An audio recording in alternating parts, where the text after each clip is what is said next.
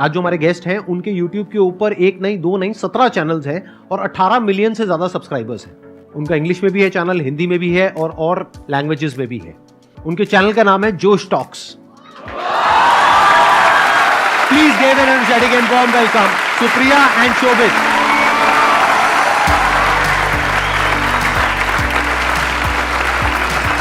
Hi, hello, how are you doing? Fantastic.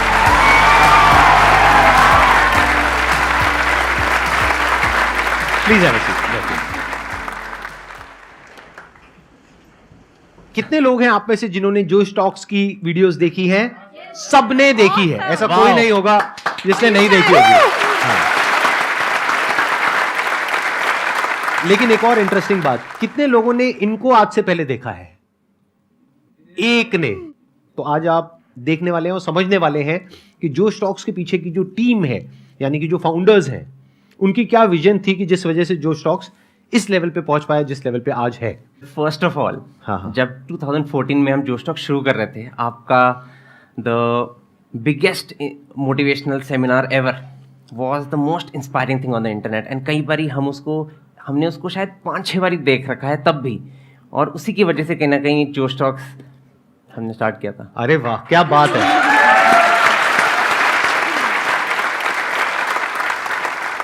और आप दोनों कैसे मिले?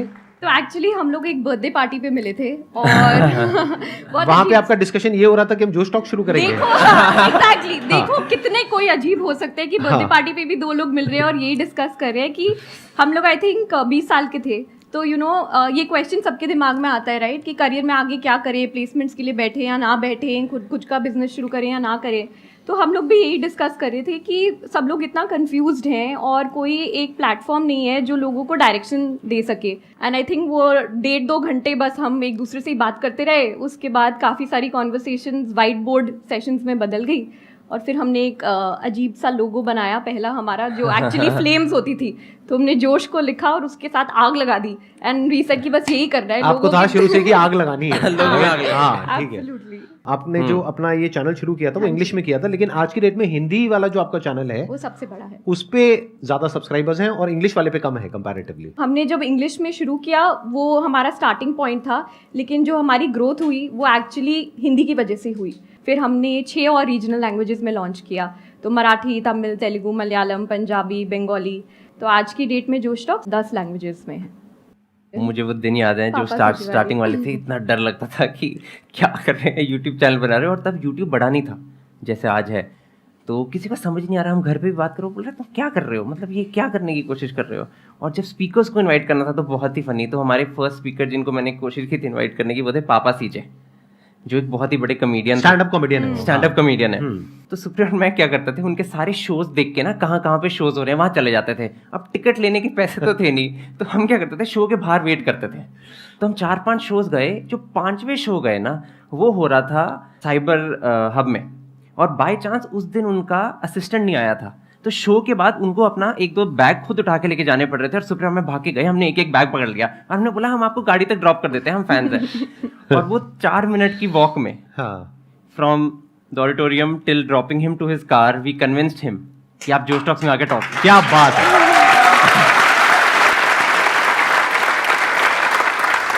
लेकिन ये प्रॉब्लम यहाँ पे सॉल्व नहीं होती है क्योंकि उस टाइम पे आपके पास में जगह भी नहीं होगी, ऑफिस भी नहीं होगा, तब तक आपको फंडिंग भी नहीं मिली थी आई थिंक, राइट? तो फिर आपने कैसे किया, मैनेज कैसे किया? स्टूडियो, कैमरा सेटअप, ये सब रेंट पे लिया, कैसे किया? एक्चुअली मैं पहले इंडियन टीम के लिए साइकिलिंग करता था, तो मेरे पास एक साइकिल था जो प्रोफेशनल बाइक था, वो मैंने बेचा था। और सुप्रिया कुछ ट्यूशन लेती थी और क्लासेस लेती थी, तो उसने थोड़े बहुत पैसे बचाए हुए थे, तो हमने उसको जोड़ के पहला जोश टॉक्स ऑर्गेनाइज किया। कितने टाइम तक फंडिंग आपने अपनी जेब से लगाई थी? 1-2 इवेंट्स करने के बाद हम लोगों ने ना बार्टर स्पॉन्सर्स लेने शुरू कर दिए थे कि खाना कोई दे देगा, ऑडिटोरियम कोई दे देगा। बट 2020 में हमने एक्चुअली अपना पहला फंड रेज किया था इंस्टीट्यूशनल कैपिटल से। और आपने शुरू कब किया था? 15 में इनकॉर्पोरेट किया था। 2015 में आपने शुरू किया था। आपकी टीम कितनी बड़ी है? आई थिंक अब 200 लोगों के आसपास जोश टॉक्स में फुल टाइम बेसिस पे लोग फुल टाइम बेसिस पे जोश टॉक्स के। बट मैं कहना चाहता हूँ कि जितनी जोश टॉक्स एक कंपनी है, उससे ज़्यादा जोश टॉक्स एक मिशन है। And the reason that we started was because वो एक मिशन बहुत ही स्ट्रांग था। इनफैक्ट जब उस पार्टी पे सुप्रिया और मैं, बर्थडे पार्टी पे सुप्रिया में मिले थे, जो हम 2 ऑब्सेस्ड पागल जैसे लोग थे जो साइड पे बस बातें कर रहे थे कि हम देश कैसे बदलें। मुझे एक यूज़र ने फ़ोन करके मुझे बोला कि जोश टॉक्स ने मेरी लाइफ में क्रांति की है, revolution, and that was the mission of जोश। सो जितना एक वैल्यूएशन या एक फंडरेज मायने रखता है कुछ बड़ा करने का, उतना ही आई थिंक मायने ये भी रखता है कि वो संस्था हमने बनाई ही क्यों, उसका पर्पस क्या है इस दुनिया में। जो पहला प्रोडक्ट था वो शायद जोश टॉक्स था, जहाँ पर लोग आके अपनी कहानियाँ सुनाते हैं। ऑलरेडी जोश टॉक्स का एक सेकंड प्रोडक्ट है जहाँ पर इंग्लिश एक बहुत इंपॉर्टेंट पार्ट बन गया हमारी लाइफ का, वो इंग्लिश है, और फ्यूचर में जाके और भी चीज़ें होंगी वो सारी। और यहाँ पे सपना ये है कि हम वो सारी चीज़ें बनाएं जो इवेंचुअली एक यूथ को जाके अपनी लाइफ में सपोर्ट कर पाए अपना पोटेंशियल अनलॉक करने के लिए। तो कहीं ना कहीं हम बोलते हैं कि जो इवेंचुअल ड्रीम है वो ये है कि 10 साल के बाद अगर एक सिक्योरिटी गार्ड का बेटा उसके फादर को बोले कि पापा मुझे लाइफ में कुछ करना है, तो all the security guard should need to tell his son is all you need is Josh, Josh in your heart and Josh on your mobile phone screen. Excellent.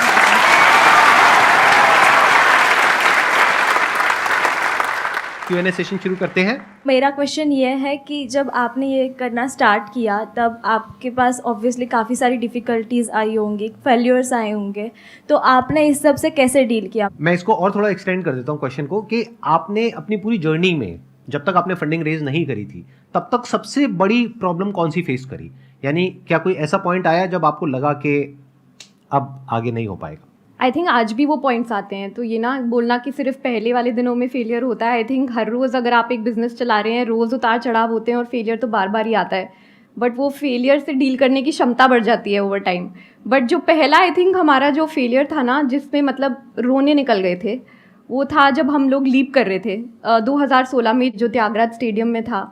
हमें ना कोई ढंग के स्पॉन्सर्स मिल नहीं रहे थे, एंड जो स्पॉन्सर्स थे वो उन्होंने बैकआउट कर लिया 2-3 हफ्ते पहले, और हमारा पूरा इवेंट का लगभग खर्चा था 35-40 लाख रुपए।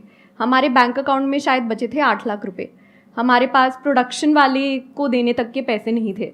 तब हमने एक हफ्ते पहले तक हम सोच रहे थे कि चलो इसको कैंसिल करते हैं। फिर हमारे एक दोस्त हैं, हम उनको ब्रेकफास्ट पे मिले, उन्होंने बोला कुछ भी हो जाए ये इवेंट तो करना ही करना है। फिर हमने काफ़ी इंटरेस्टिंग चीज़ें करी, बट बेसिकली हमने क्या किया कि चलो स्पॉन्सर्स नहीं आ रहे तो खाने का मेला लगा देते हैं, लोगों को फूड स्टॉल्स बेचते हैं। 60-70 फूड स्टॉल लगे हुए थे, बिकॉज हम लोग 20-20, 40-40 हज़ार जुटा के वो कॉस्ट पूरी करने की कोशिश कर रहे थे। बट आई थिंक एक चीज़ जो उससे ना उस पूरे दौरान मुझे एक बहुत बड़ी रियलाइजेशन हुई कि अगर आप किसी से मदद मांगो ना तो एक्चुअली लोग आपको मदद करते हैं। जो हमारे उस टाइम पे प्रोडक्शन वाले पूरा सेटअप था, उन्होंने आज तक हमसे पैसे नहीं लिए, बिकॉज जब उन्होंने जोश टॉक्स को देखा, जब वो वहाँ आए, उन्होंने ये एक्सपीरियंस किया, उन्होंने बोला कुछ नहीं होता, ये इट्स लाइक कि मैंने ज़िंदगी में कुछ अच्छा कर लिया and this is it for me.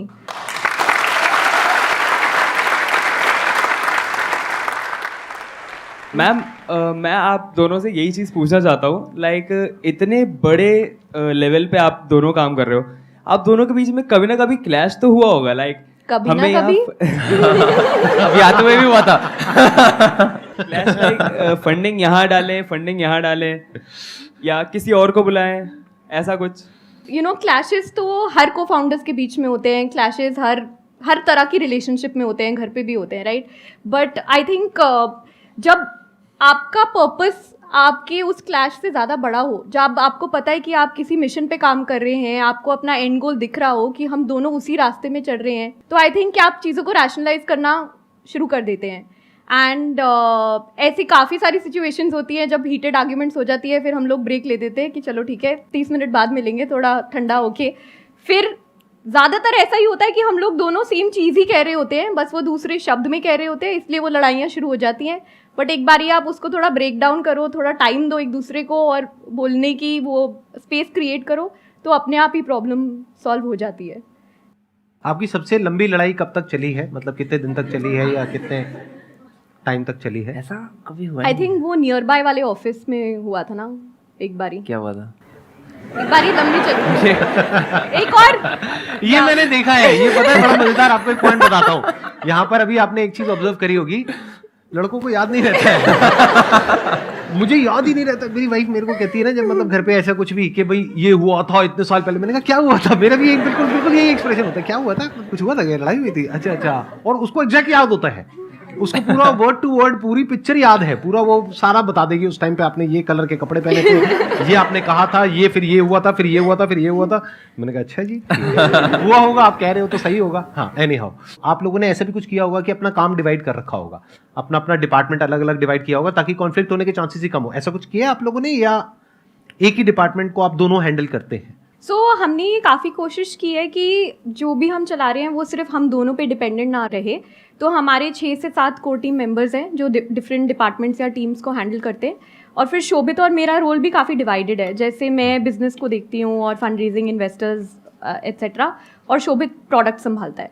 Also जोश जैसे स्ट्रक्चर वो ये है कि हम 6-7 लोग हैं जो ब्रॉडली जोश टॉक्स को चलाते हैं, और फाइट्स हम सबके बीच में होती है। लाइक हमारी टीम में हर्षदेव, मितुल, शीनब, दर्पण, हम सब लोग हैं जो हर क्वार्टर मिलते हैं और चलाते हैं। और कई बार क्या होता है कि हर्ष का ओपिनियन मेरे से बहुत स्ट्रांग है, तो हमने ये डिसाइड किया है, हमारे कमरे में रूल ये है, जिसका भी सबसे स्ट्रांगेस्ट ओपिनियन है वो जीत रहा है। क्योंकि उस रूम में जो 7 लोग हैं, हम 100% एक दूसरे को ट्रस्ट करते हैं कि we are here to unlock human potential. अगर एक देव का व्यू बहुत स्ट्रांग है कि नहीं शोभित यही करेंगे हम, फिर हम वही करेंगे। डजंट मैटर कि सुप्रिया क्या सोचती है या शोभित क्या सोचता है या हर्ष क्या सोचता है। तो the strongest opinion wins. That's the rule we have created and we get over it. आप दोनों की अपनी जोश टॉक है, इन द सेंस कि मतलब आपने कभी खुद कोई टॉक कंडक्ट करी है अपने प्लेटफॉर्म पे? नहीं, तो अभी आपको तक तो घर का है, क्यों नहीं करते? मतलब घर की खेती है। मेरा होता मैं तो कभी नहीं छोड़ता मैं तो हर टॉक से पहले 5 मिनट के लिए आ जाता। चलो डन, फिर आज हम संदीप सर से प्लीज प्रॉमिस करवा रहे हैं कि सर आके जोश टॉक देंगे।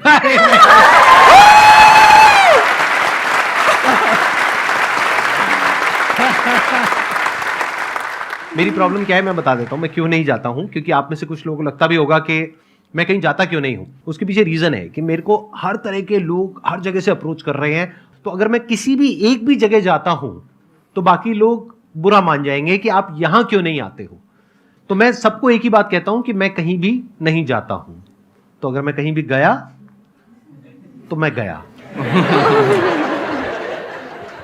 मेरा क्वेश्चन आपसे ये है कि मैं खुद सोशल मीडिया मार्केटिंग फील्ड में हूँ, एंड आप लोगों को जिस तरीके से इन्फ्लुएंसर्स को रीच आउट करना होता है, इट्स नॉट ईजी। जब शुरुआती फेज़ रहा होगा तब ईजी नहीं रहा होगा, बहुत ही मुश्किल रहा होगा, आप बहुत पीछे भी पड़े रहे होंगे जिस तरीके से अभी आप बता रहे हो। लेकिन एंड तक उस चीज़ को, डिटर्मिनेशन को आपने किस तरीके से मेंटेन किया? आई थिंक ये एक्सेप्ट करना चाहिए कि किसी भी चीज़ को करने के लिए हार्ड वर्क, मतलब मेहनत तो लगेगी, राइट।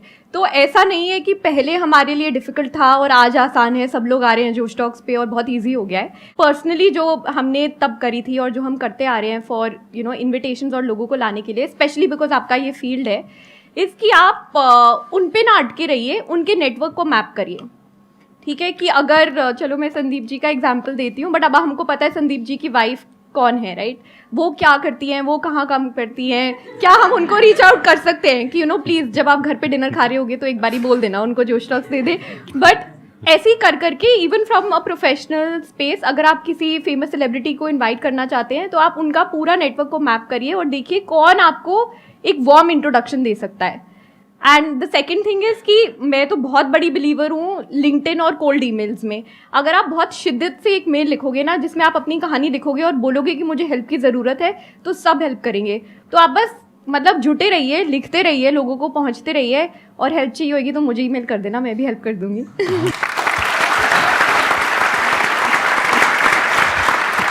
देखो मैं यहाँ पे थोड़ा सा ऐड करता हूँ कि क्या आसान होता है और क्या मुश्किल होता है। अगर आप प्रैक्टिकली रियलिस्टिकली चलोगे तो सब कुछ आसान है।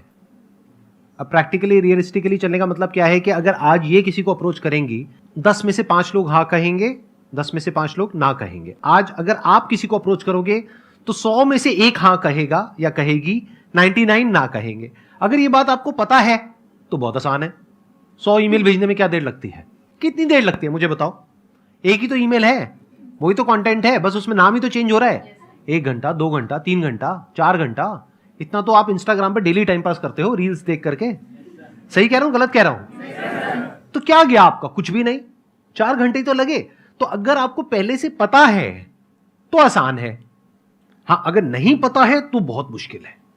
जैसे फॉर एग्जाम्पल आप यहां से दिल्ली से कहीं जा रहे हो, आपको पहले से पता है कि ये जो डिस्टेंस है ये 300 किलोमीटर है, तो बहुत आसान है। बट अगर आपको पता ही नहीं है कि वो कितना किलोमीटर है, तो हर 1-1, 2-2 किलोमीटर पे जाकर के आप रुक जाओगे। अरे आया नहीं, ये क्या हुआ, हम इतना दूर आ गए, हम 50 किलोमीटर आ गए, अभी तक नहीं आया।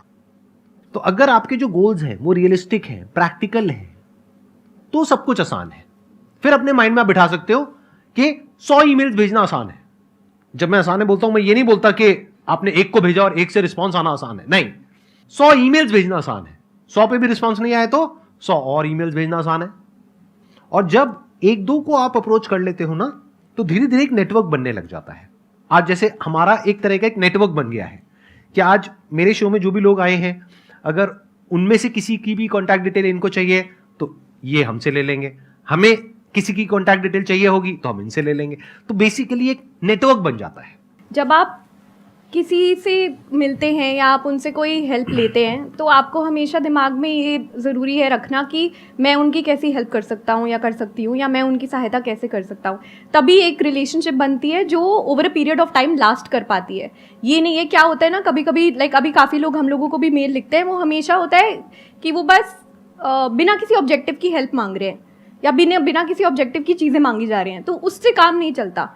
आप थोड़ा लाइक एक वेल डिफाइंड क्वेश्चन पूछो तो लोग आपको आंसर करेंगे। और हमेशा ये दिमाग में रखो कि इस रिलेशनशिप में मैं क्या वैल्यू ऐड कर सकती हूँ, इसको मैं क्या कैसे ग्रो कर सकती हूँ।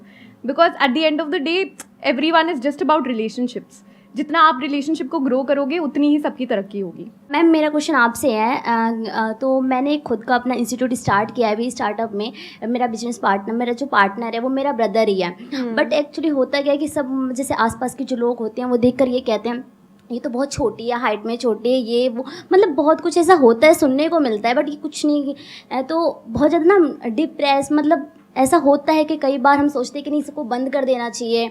इस फियर को हम ख़त्म कैसे करें, ये मैं जानना चाहती हूँ। मैं यहाँ पे आपका पॉइंट एड्रेस कर रहा हूँ कि आप हाइट में छोटे हो, ये है वो है। तो हम ना एक मीटिंग में गए थे और ये फेसबुक के ऑफिस में मीटिंग थी। व्हाट्सएप के सीईओ इंडिया आए थे और उन्होंने कुछ इनवाइट किए थे कुछ लोगों को जो अच्छा चला रहे हैं, व्हाट्सएप फेसबुक अच्छे से यूज़ कर रहे हैं। तो वहाँ पे बहुत सारे लोग थे फैंसी कपड़ों में, ये सारा कुछ। और वहाँ पे सुप्रिया और मैं भी गए और मैं साइड में बैठा था। मेरे को डर लग रहा था, इतने बड़े बड़े लोग हैं कमरे में।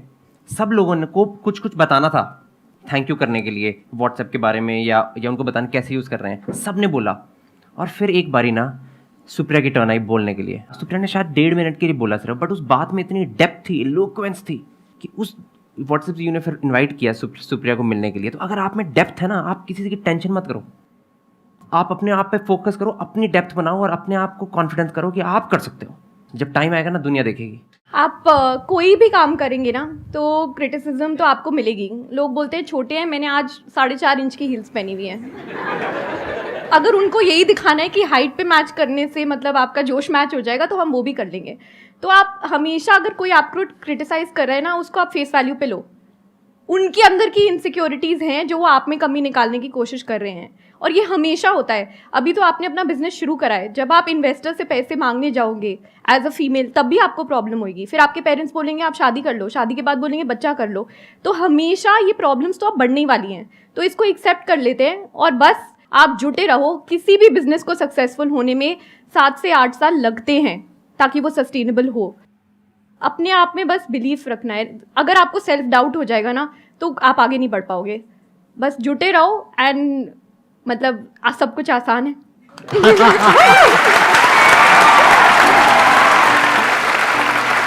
Thank you so much. Thank you so much. Thank you so much.